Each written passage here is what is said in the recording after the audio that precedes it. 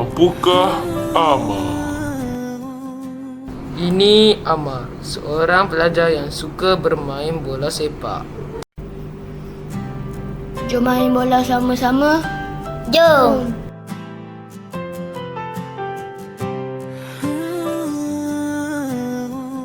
Wah, hebatnya Zain. Nah, Zain. Nama. Alah, cuba lagi.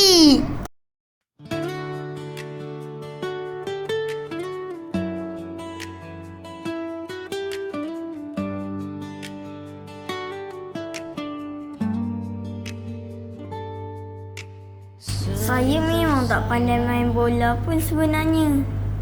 Zain dan Huzai datang dan duduk di sebelah Amar. Amar, jangan sedih. Dulu pun saya pernah gagal. Dulu pun saya selalu tersandung. Hihi.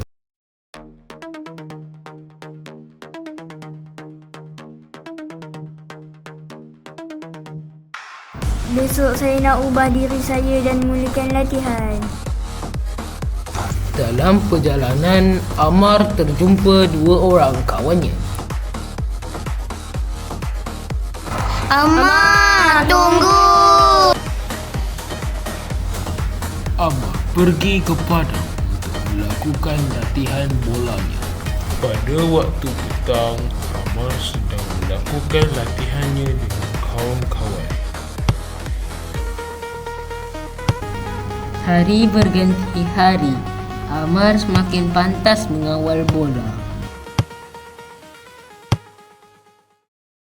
Hari perlawanan persahabatan, semua pemain bersedia.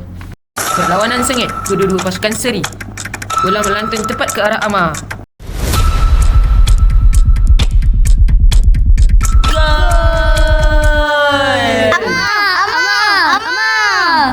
Amar, awak memang hebat, Amar. Tahniah, Amar. Alhamdulillah, akhirnya saya berjaya.